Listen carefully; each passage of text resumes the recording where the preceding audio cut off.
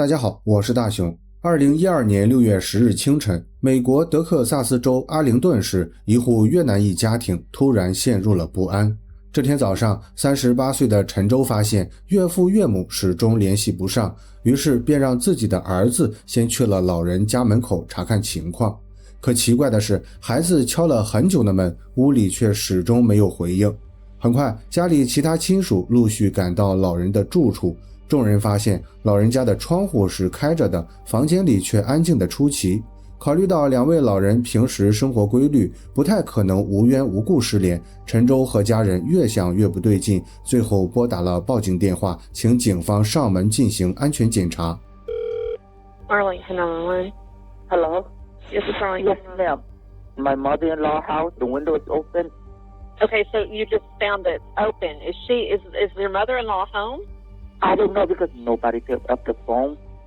接到报案后，阿灵顿警方很快赶到现场。由于房子外聚集了不少家属，办案警员一开始就感觉事情有些反常。正常来说，如果只是普通的老人失联，家属大多会先想办法进屋看看。可眼前这些人却全部站在门外，没有人敢踏进房间一步。进入公寓后，警方很快发现屋内有明显被翻动过的痕迹，客厅的家具凌乱不堪，地上散着一些杂物，乍一看很像是遭遇了入室盗窃。警员一边大声呼喊，一边检查客厅、厨房和卫生间，但都没有发现两位老人的踪影。最后他走进了卧室，依旧没有看到任何人。然而就在警员准备转身离开时，墙边几道模糊的手印引起了他的注意。那些手印并不像平时无意间蹭上的污渍，更像是人在挣扎时慌乱抓扶墙面留下的痕迹，而手印延伸的方向正是卧室角落里一个狭小的衣柜。警员随即走上前，打开了衣柜门，下一秒，眼前的画面让他当场愣在原地。衣柜里蜷缩着两具尸体，死者正是家属一直寻找的老夫妻，70多岁的龙銮和他63岁的妻子香丽。两人的手脚都被胶带死死缠绕，身体呈现出被捆绑后的扭曲姿态。衣柜周围到处都是血迹，现场的惨烈程度远远超出了入室抢劫的范畴。经过初步检查，警方判断两位老人死前曾遭到严重殴打，客厅、卧室以及墙面上都能看到血迹，说明袭击很可能从他们进屋后不久就已经开始。凶手先在屋内对他们实施暴力控制，随后又将两人拖进卧室，最后塞进了衣柜。更令人不安的是，屋内虽然有被翻动过的痕迹，但是这种凌乱看起来并不自然。桌面上摆着被碾碎的处方药，旁边还有一截大麻烟，啤酒瓶上则缠着一条浅蓝色头巾。对于当地警方来说，这些东西很容易让人联想到帮派犯罪。因为在阿灵顿一带，当时确实活跃着一些越南裔帮派，他们有时会通过暴力手段敲诈勒索亚裔商户，而蓝色头巾、毒品和被翻乱的房间似乎都在暗示这对老夫妻可能被帮派盯上了，最后在一次入室抢劫中遇害。但是警方很快意识到这个现场有些过于完整了，如果凶手真的是临时起意抢劫，通常会尽快翻找财物，然后迅速逃离。可这起案件中，凶手不仅对两位老人进行了长时间控制，还使用了大量胶带封住他们的口鼻，甚至在离开前留下了许多带有指向性的物品。这些线索看似清楚，却清楚的有些刻意。所谓的帮派痕迹很可能并不是凶手不小心留下的破绽，而是有人专门布置出来，试图误导调查方向。6月11日，法医对两位死者进行了尸检，结果显示龙銮和香丽头部都有明显的钝器伤，说明他们在死亡前遭到过猛烈攻击。但真正夺走他们性命的并不是这些外伤，而是窒息。香丽的脸部被缠上了20多英尺长的胶带，龙銮的脸上也同样缠绕着大量胶带，胶带封住了他们的口鼻，让他们在狭小的衣柜里一点点失去呼吸。这种残酷而漫长的杀人方式明显不是普通的抢劫求财，也不是一时冲动，更像是早有准备的谋杀。那么究竟是谁会对这样一对老人下此毒手？要想找到答案，警方必须要先弄清两位死者的背景。龙銮和香丽原本来自越南， 2000年前后，他们带着一家老小移民到美国，定居到阿灵顿市。和许多初代移民一样，他们刚到美国时生活并不轻松，语言不熟，环境陌生，很多事情都需要靠自己一点点摸索。后来夫妻俩在阿灵顿市开了一家商业裁缝作坊，主要承接服装加工业务。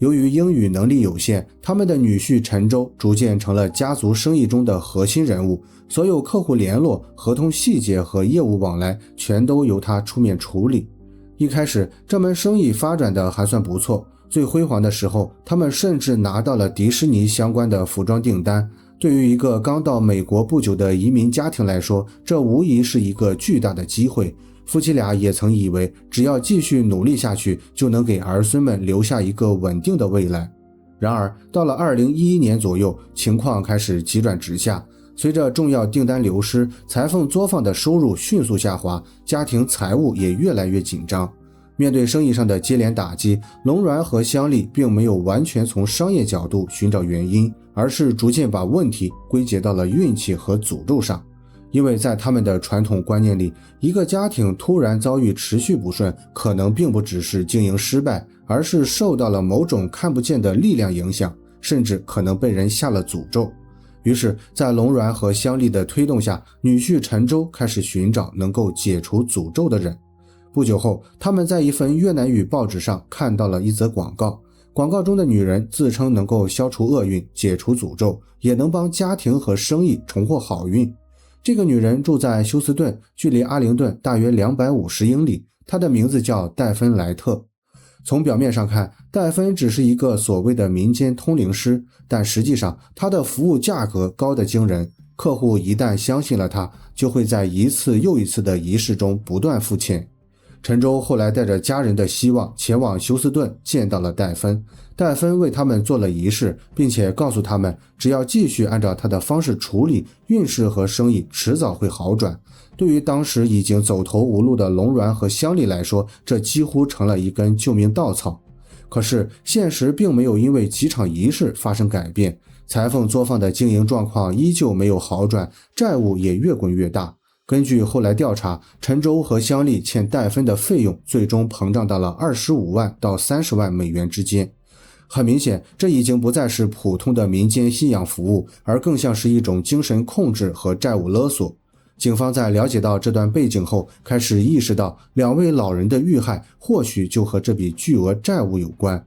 与此同时，另一条线索也进入了警方视野。案发后不久，保险公司主动联系警方，告知2名死者名下存在金额相当可观的人寿保险。警方进一步查询后发现，保险金额至少超过100万美元，而受益人之一正是女婿陈舟。这个发现让陈舟的身份变得微妙起来。一方面，他是报警人，也是家属中最配合警方的人。由于他的英文最好，警方最初只能通过他了解这个家庭的情况。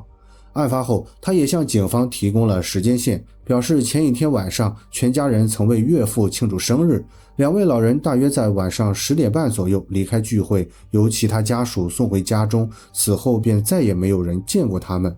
可另一方面，陈舟又是保险受益人，并且和所谓的通灵师戴芬存在直接联系。如果2位老人死亡，他不仅能够获得保险赔偿，还可能用这笔钱解决戴芬那边的高额债务。警方当然注意到了这个问题，于是对陈舟以及其他家属分别进行了询问，并采集了他们的指纹和 DNA 样本。可是经过比对后，现场发现的烟蒂和其他物证并没有匹配到任何家属。更关键的是，陈舟和其他家属在案发时间段都有不在场证明，而且在关于保险金的问题上也做出了一致解释。大致的意思是，这笔保险金是为了家族生意准备的，因为裁缝作坊登记在2位老人名下，如果老人发生意外，其他家庭成员可以靠保险金继续维持经营，不至于让整个生意一下子垮掉。这个解释并不是完全没有道理，因为从商业角度来看，当生意和家庭高度捆绑时，家人确实会担心核心成员出事，购买保险也就成了一种相对稳妥的风险规避方案。所以陈舟虽然在经济利益上存在嫌疑，但警方并未发现他参与谋杀的证据，于是案件陷入了僵局。接下来的2年里，阿灵顿警方先后排查了60余人，包括邻居、亲属以及那位所谓的通灵人士，但是始终没有找到能够真正推进案件的线索，现场留下的 DNA 也没有在数据库中匹配到任何人，这让办案警员十分沮丧。凶手明明留下了关键物证，可偏偏这个人的 DNA 不在系统里，要么他此前从未犯过重罪，要么案发时他还没有成年，资料并未录入数据库。就这样，这起残忍的双尸案逐渐变成了一桩冷案，直到2015年，案件突然出现转机。那一年，警方收到通知，现场烟蒂上的 DNA 终于有了匹配结果，匹配对象名叫威利·吉洛里，他来自休斯顿一带。之所以在2015年才被系统识别，是因为案发时他只有16岁，此前从未有过犯罪记录， DNA 自然不会出现在数据库中。后来，威利因为偷走1匹马被判重罪， DNA 被录入系统，也正是这起看似与谋杀毫无关联的偷马案，让警方终于锁定了3年前出现在凶案现场的人。I wasn't there.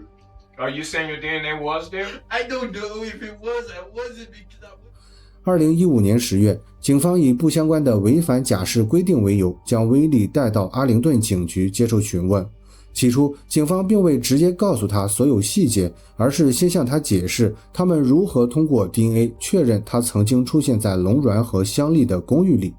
听完这些后，威利很快崩溃了。他承认自己确实在案发当晚进入过那套公寓，也参与了对2位老人的袭击，但同时他强调自己不是一个人干的。根据威利交代，2012年案发时，他跟着49岁的叔叔鲍比·吉洛里生活。案发前，鲍比突然告诉他要去阿灵顿帮人做一件事。由于威利当时年纪很小，又寄宿在叔叔家，他几乎没有选择余地，只能跟着鲍比一起开车前往阿灵顿。威利还说，他们并不是随机闯入那户人家，鲍比的手里有钥匙，可以直接进入公寓。2人进入房间后，先按照计划布置现场，把东西翻乱，摆上啤酒瓶、蓝色头巾、药片和烟蒂，目的就是让警方误以为这是帮派分子作案。讽刺的是，正是那节用来伪装现场的烟蒂，最终成了锁定威利的关键证据。威利继续交代，当晚龙銮和香丽回家后，袭击很快发生。他负责冲向香丽，阻止他逃跑和呼救，鲍比则对龙銮实施殴打。2位老人被打到失去反抗能力后，鲍比让威利帮忙把他们拖进卧室，再用胶带将他们捆住，封住口鼻，最后塞进衣柜里。接下来，警方问出了最关键的问题：为什么要杀害这对老人？威利给出的答案直接把案件带回了休斯顿，也带到了那个所谓的灵性顾问戴芬·莱特身上。按照威利的说法，真正策划这起谋杀的人并不是他和叔叔，而是戴芬。鲍比和戴芬相识多年，当时鲍比失业在家，经济状况很差，戴芬正是看中了他的窘迫，才找到他帮忙处理这件事。威利回忆称，戴芬曾告诉鲍比，有人欠了他很多钱，如果对方不还，他就会让对方付出代价。有了这段供述后，警方立刻逮捕了威利，并开始寻找他的叔叔鲍比。2015年12月，警方在德州凯蒂市找到了鲍比·吉洛里，并以2项谋杀罪将其逮捕。刚开始，鲍比拒绝配合，但当警方申请搜查令，准备采集他的 DNA 时，他的态度很快发生了变化。最终，鲍比也承认了谋杀。So, my question to you is, how much money were you promised by Daphne to go down and do this? $10,000. $10,000, okay. 和威利一样，鲍比将主要责任推到了戴芬身上。他告诉警方，戴芬才是整起事件的策划者，是他提供了目标信息，策划了谋杀方案，也是他要求他们把现场伪装成帮派犯罪。根据鲍比的说法，戴芬之所以非要让龙銮和香丽死亡，是因为他知道这家人已经无力偿还那笔高额债务，同时也知道2位老人名下存在巨额保险，只要2人死亡，保险金发放下来，陈州和妻子就可以拿到钱，而戴芬也就能收回他所谓的欠款。至此，案件已经从一场看似帮派抢劫的双尸案，变成了一起围绕债务、保险和精神控制的雇凶杀人案。不过，鲍比的供述里还有一个更令人震惊的内容，他告诉警方，公寓钥匙并不是戴芬凭空拿到的，而是陈州提供的。换句话说，这个一直以受害家属身份出现的女婿很可能从一开始就不是局外人，这让办案警员十分意外。因为在过去的几年里，陈州一直是警方了解受害家庭的主要窗口，他表现配合，也一直扮演着家属代表的角色。可如今2名执行者全部指认了戴芬，而其中一人又明确提到陈州参与提供钥匙，警方不得不重新审视眼前这个男人在案件中的位置。2016年8月，警方前往休斯顿对戴芬莱特展开调查。戴芬当时40多岁，已经结婚，有3个孩子，她表现得很强势，丈夫霍华德则相对沉默。面对警方询问时，戴芬承认自己认识陈州，也承认陈州曾是他的客户。但当警方问到欠款问题以及他和鲍比的关系时，戴芬明显变得谨慎起来，他不愿透露太多细节，只是表现得非常强硬。当警方问他如果有人欠钱不还，他通常会怎么处理时，戴芬给出了一个意味深长的回答，他说他们会付的。这种语气让警方更加确信戴芬并不是一个普通的民间顾问，他的生意表面上披着信仰和仪式的外衣，背后却有着非常强硬的控制和压迫意味。随后警方申请搜查令前往戴芬家进行搜查，在他的住处，调查人员发现了大量账本，账本中记录着各种所谓的灵性服务费用，包括解除诅咒、施加诅咒、转运仪式等项目，收费动辄数万美元。这些账本虽然不能直接说明戴芬下令杀人，却足以说明他确实长期以所谓的灵性服务名义向顾客收取高额费用。对于那些已经相信他的人来说，这些服务并不是简单的一次性消费，而是一种难以脱身的收费陷阱。因为一旦相信戴芬能够逆天改命，自然也就容易相信他有能力让厄运降临。人在这种心理压力下，为了继续得到庇护，或者为了避免得罪他，就可能一次又一次地为所谓的仪式付费。而戴芬真正出售的正是这些人对转机的渴望以及对厄运的恐惧。于是警方逮捕了戴芬。在随后的审问中，戴芬始终坚称自己无罪。她的丈夫在接受问话时也一再表示自己不相信妻子会参与谋杀，也始终认为妻子是无辜的。但警方明显不这样认为，在他们看来，执行谋杀的威利和鲍比全都指认了戴芬，而戴芬又和2位受害者存在经济纠纷，案件的核心已经越来越清楚。现在最大的问题是如何在法庭上证明戴芬就是幕后主使。要想做到这一点，警方和检方绕不开一个人，这个人就是陈州。3年过去了，陈州的生活发生了明显变化，他搬到了阿灵顿市一处高档社区，住进了新房子，但家族生意却没有继续经营下去，也就是说，保险金并没有用于他当初所说的家族生意。当警方再次想要询问陈州时，他不再像最初那样积极配合，而是通过律师表示一切沟通都必须经过律师。在办案人员看来，这种变化非常可疑，因为警方此时已经查到了戴芬，而戴芬正是陈州与案件之间的最重要的连接点。陈州很可能已经意识到调查方向正在逼近自己。然而，检方面临一个现实问题，他们虽然怀疑陈州参与了整个阴谋，但要想拿下戴芬，就必须有人从内部证明戴芬如何控制了这个家庭，又如何推动了计划，而最有资格讲述这一切的人恰恰就是陈州。于是检方最终与陈州达成了协议，只要他愿意出庭指认戴芬、鲍勃和威利，他就可以豁免。这个决定让许多办案人员都难以接受，因为在他们看来，陈州绝对不是什么单纯的受害者，他至少知道计划的一部分，甚至可能主动参与了谋杀的准备工作。可现实是，如果没有陈州作证，要想把戴芬定罪会困难得多。有时候，为了把更关键的人送进监狱，检方不得不和另一个更可疑的人做交易。He tried to say was that Daphne was controlling his mind, that Daphne had control over his mind and his body, and she was making him do things. 在律师的陪同下，陈州最终向警方讲述了自己的版本。他说，当年家族生意衰败后，他和岳母乡里一起找到了戴芬。随着欠款越来越多，他们开始害怕戴芬，因为他们相信戴芬能够解除诅咒，自然也相信他能施加诅咒。对于这个家庭来说，戴芬不再是一个顾问，而是一个掌握命运的人。陈舟声称，香丽为了保护家人，甚至提出过牺牲自己，让家人通过保险金偿还债务。按照他的说法，戴芬得知这个想法后并没有阻止，反而认为一个人死亡还不够，因为一份保险金不足以偿还所有债务，于是计划最终变成了让龙銮和香丽两个人都死。这个说法让警方非常怀疑，因为陈舟等于是在说自己的岳母主动要求被杀，好让家人拿保险金还债。对于办案人员来说，这种解释几乎荒唐到了难以置信的地步。更合理的解释是，陈舟为了减轻自己的责任，把计划包装成了岳母自愿牺牲。但无论警方是否完全相信他，陈舟的证词对检方来说都非常重要。